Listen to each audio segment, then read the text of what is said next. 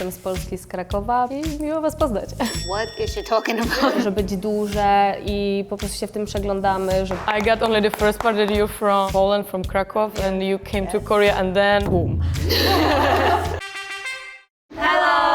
I have heard a lot of similarities between the Slavic languages and all of my Slavic friends. We can kind of understand each other, even if we don't speak the language. I have many Slavic friends around me and sometimes can understand each other even we don't speak same language. For me, as a Slovak person, I understand 100% of Czech language.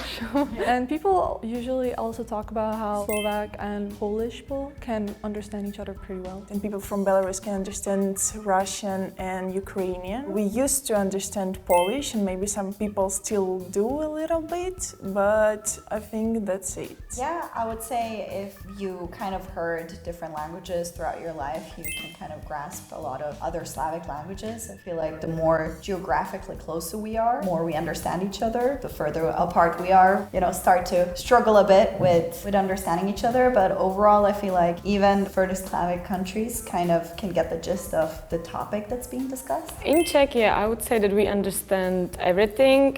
In Slovak language, there are just few different words. But also, for example, when Polish people speak, I would say we understand like 60%, sometimes 70%, it depends. But yeah, I also speak Russian, so I can understand like Russian language. I used to work with people from Ukraine, so I understand like Ukrainian language. I think it depends on the countries, like next to each other. We said before, like the Czech and the Slovakia, we can really understand each other. I have few friends from Slovakia. They speak their language, I speak my language, and we can communicate. Other countries, maybe like few words we have similar, not the whole like. The most I would understand of Serbia, maybe up to 80% even. And then Russia and Belarus with, let's say, 60%. And then Slovakia, Czech Republic, and Poland. I'm gonna group you. 40, 30? I think most understandable language for me is Belarus and Polish. 60%, then Serbia, Slovakia, maybe around 40%. Oh, for me, I'm gonna start off with the obvious. Czech Republic, 100% probably. I grew up even watching Czech cartoons, everything. And then probably Polish would be the next one. I'm gonna say maybe like 80. Probably group next Russian and Belarus.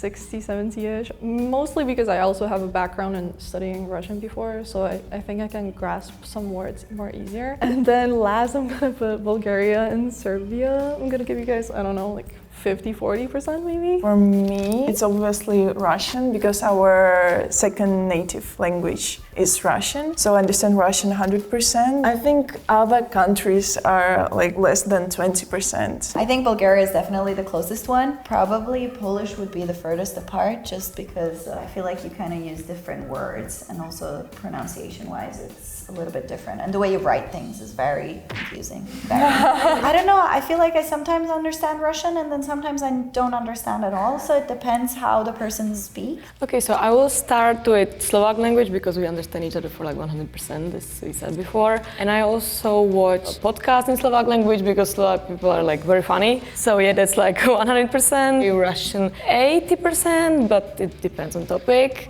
So for me, the most similar is Czech and Slovakia. Maybe we have similar words, but their meaning is different. It can be confusing. 70% maybe. Next will be the Russia and Belarus. It's like 50%. And the list Serbia and Bulgaria together, I think 20% maybe. So if I group Polish, Czech, and Slovakian language, I feel like you guys use a lot of consonants. So some words would be harder to pronounce even for other Slavic people. But they're very melodic languages, I feel. Feel very close to Belarus and Russia as we use the same alphabet. And then with Serbia... We also use Cyrillic actually. So Yeah. And we just don't have the you, ya, yours. We just write them ya and o, ya and a, stuff like that. But I've had Serbian friends and I felt very, how can I say? When I went back to my grandma's house, for example, some people would be using dialect. So when I hear Serbian people, I feel like it's another dialect of Bulgarian. I feel like the Balkan countries kind of sound a little bit more similar than the North Slavic languages. If you look at us like neighboring countries, I feel like it sounds very similar. Czech and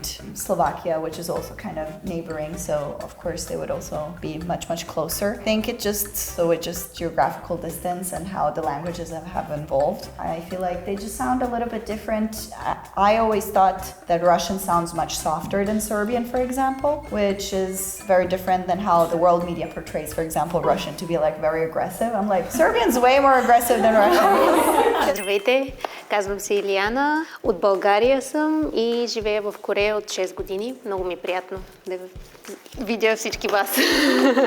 Like 70% from me. She's from Bulgaria. She lives in Korea. That one I didn't get. 6 years. For me, I understood most of the introduction. For me, I think I understood just logically, like because you were introducing yourself and I was like, okay, that's the words probably. The last sentence that you said, like, nice to meet you or something like that, I think that's I understand completely. I understood 100% your name and that you've been living in Korea for the past 6 years. It's a pleasure to meet everyone. Yeah, I understood like 90%, I would say. And I understand only the beginning, like the name and the you live in Korea, but after nothing. Привет, меня зовут Полина, я родом из России, из Санкт-Петербурга. Проживаю в Корее в общей сложности 7 лет. И занимаюсь моделингом и блогингом. I think I could understand 100%. Oh, wow, okay. But the thing is that actually I'm ethnically mixed as well. My mother is Georgian and she speaks Russian, and I grew up listening to a lot of Russian as well. So you said you've been living in Korea for 7 years. You're originally from St. Petersburg. Yeah, I understood 100%. I also understood 100%, but I think it's contextual because like I just got the main words, like maybe I wouldn't use the same words for years and stuff like that, but I understood 7, I understood modeling and blogging, I understood, you know, the country and the city. And I almost everything. I just didn't get the how many years you're here, but after that, like, everything, yeah. Ahojte všetci, pochádzam zo Slovenska. Prišla som do Korei v 2020 kvôli štúdiu, ktoré som prednedávnom ukončila, bakalárske štúdium. Rada vás všetkých vidím.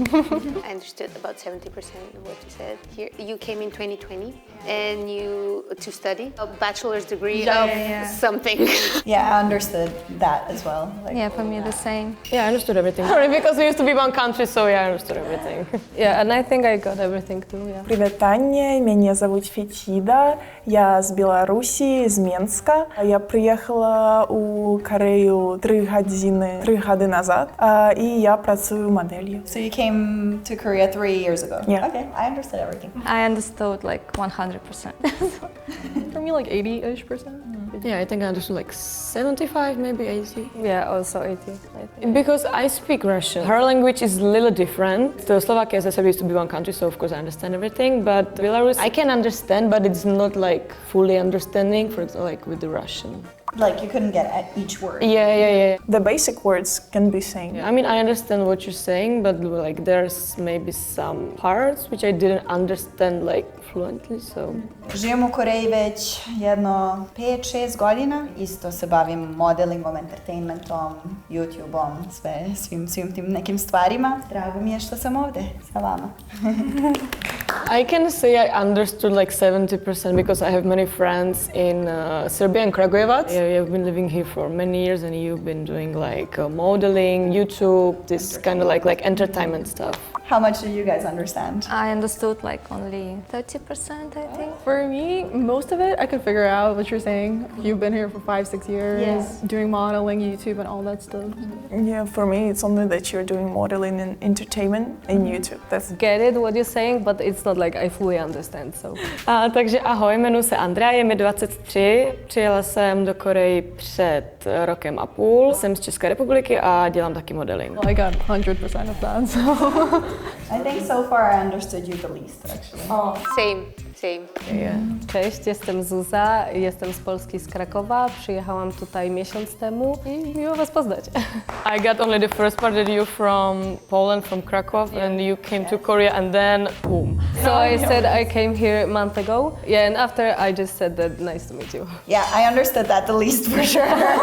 In Bulgaria, we say pisha. In Russia, we say pisать. In Slovak, we say pisać. in Belarus we say писать. In Serbia, we say pisati. In Czech, we say psát. In Poland, we say pisać. I feel like mostly you guys have the same root. Besides her, everyone says a version of pisati, but you guys say kind of chi like this. We say ti, so pisati. In Bulgaria, we say brak. In Russia, we say brak. In Slovak, it's manželstvo. We also say something like brak or zamужество, maybe. In Serbia, we say brak. In Czech, we say manželství, but yeah, the noun is like bratce. And in Poland, we say małżeństwo. What? Actually, it's for woman. We also have like ženitba, it's for men. So there's two words, right? There's the word for just the union, and then there's a word for the woman to marry a man. Yeah. And also for the guy who married them, yeah. Yeah, there's a lot. And here is why Slavic languages are so hard to learn. In Bulgaria, we say masa. In Russia, we say stol. In Slovakia, we say stôl. I think in Belarus we also say stol. So in Serbia, we say sto. In Czech, we say stůl. And in Poland, we say stół. What happened with Bulgaria? Masa. Stol is chair. So I'm like, what? Are you sitting on the table? In Bulgaria, we say trudno. In Russia, we say the same trudno. For Slovak, depends on the ending, but overall we would say ťažko. In Belarus, I usually heard ťažko. In Serbia, we say teško. Yeah, in Czech, we say těžký, obtížný. Also, it depends like on the grammatic, but yeah, těžký, obtížný. In Poland, we can also say trudno. That's so funny because in Serbian, trudna is to be literally like pregnant. So In Bulgaria, we say zamak. In Russia, we say zamok. Slovakia, we say zámok. In Belarus we say zamak. we also say dvorac or zamak. In Czech, we say zámek. Poland, we say zamek. Start the game.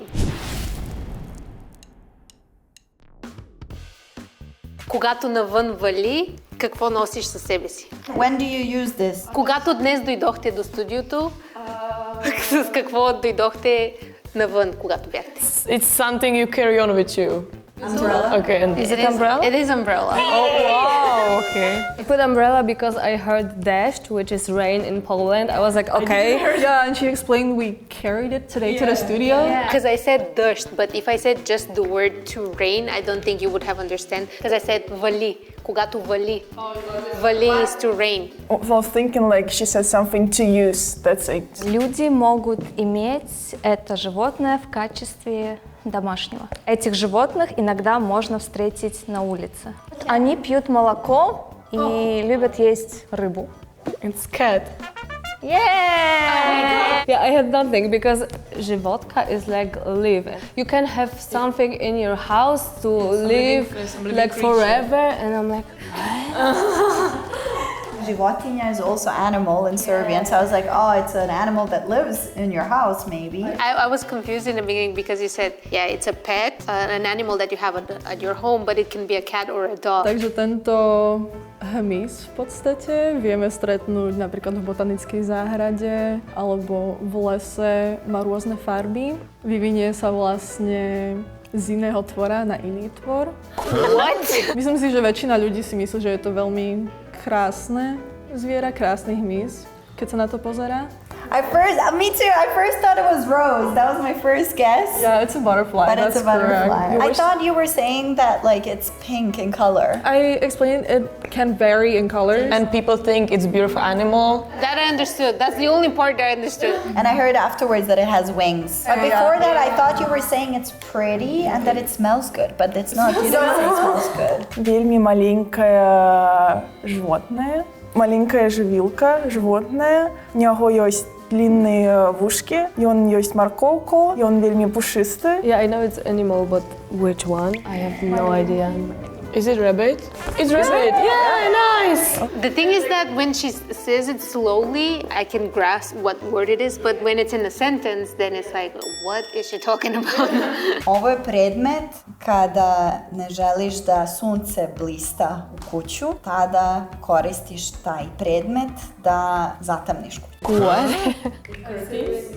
Yeah? Yeah, like you have this object in your house, and when the sun is going there, you can kind of like make the room darker with Yeah, exactly. Good job. Takže Je to část oblečení, kterou máme na noze. Může mít mnoho barev, můžou být krátké nebo dlouhé. Sok. Yeah, okay, yeah. I first wrote shoes, but then I remember you said it's part of your clothing that you put on your legs. Yeah, I thought it was shoes too, but then you said you first do this and then you put your boots on. First we put this and then we put shoes. Nice. Możemy mieć małe w torebce na przykład, żeby poprawić swój makijaż, ale też mamy je w domach. Może być duże i po prostu się w tym przeglądamy, żeby zobaczyć jak wyglądamy, żeby się ubrać. Is it mirror? Yeah, it's mirror. Yeah, because I was saying like you can have a small one For your makeup. for your makeup. You can, And in the big one you can check how you look. yeah, exactly. Yeah, but she said it can be small, it can be bigger and smaller. So I was like, okay, that's not makeup probably then. And then I was like, oh, you can fix your makeup. But with when it. you start talking, I was like, what? Yeah. Like that's totally different language. Again, I think we understood mostly because of context. So we were kind of getting like the little words that were kind of contextual clues to what it could be. It was fun. It wasn't that hard as I thought it would be, but from your language, from Bulgarian, I didn't understand like nothing. That was me with Czech and Polish. Friend. Should we just point at who? I understood like small parts which helped me to guess the object, but yeah, I think I understood only like 20 or 30% in Bulgarian. Like Yeah, I think because Poland is like in the middle, next to like the Slovakia, so we can few words together next to the Ukraine and the Belarus, so we can also have like few words. Today we looked at how similar Slavic languages are. If you like this video, please like, subscribe, and comment down below. We'll see you next time. Thank you. Bye!